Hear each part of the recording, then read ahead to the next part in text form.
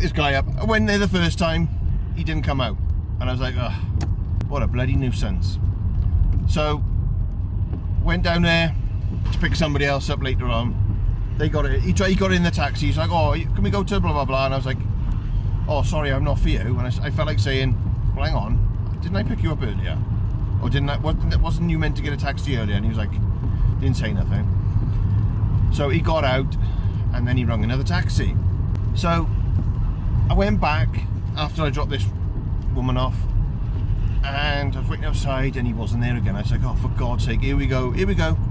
No, he was down by one of the Chinese takeaways a bit further down, and obviously it was shut. So he's there, stood in the middle of the street waving me down, and I'm like, what's this guy playing at? And at first I was thinking, oh, what an absolute idiot, like what a bell end. So I go down, he's like, oh, sorry, drive. He said, you know, he's open, the Chinese was open. I was like, yeah, it's fine, no worries, it's fine, whatever, we'll just, yeah. So talked to him on the way down, lovely guy. Got off to a bumpy start, but he was sound. Like I was having a good chat with him. No, he was great.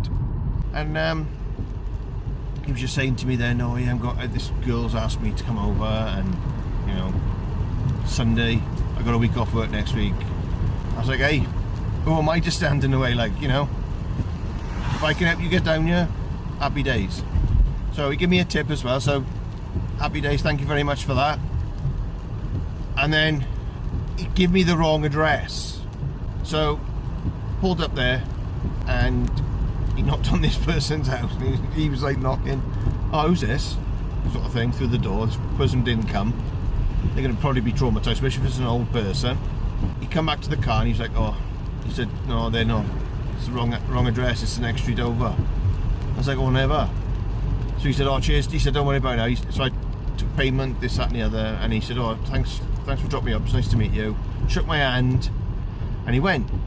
So before he went, he told me the address, so I typed it in on Google Maps, and it was the next street over. It was like halfway down, and he's walking, he's hammering down with rain. So I went up to him, I said, oh, it's about halfway down. I said, you're going to get soaked walking up there. He said, jump in, I'll drop you down. I said, on my way back to the office. And he said, are you sure? I said, yeah. I said, come on, just jump in. And he said, oh, thanks ever so much, drive. He said, there's not many taxi drivers that would have done that. And I said, well, who am I mean, you're going to get absolutely soaked walking up to this woman's house. I said, she's halfway up the street. So I helped him find the house. He went, knocked on the door, he shook my hand. He said, thanks ever so much, drive. I really appreciate it. And I was just saying, hey, don't worry about it. I said, good luck. I said, have a good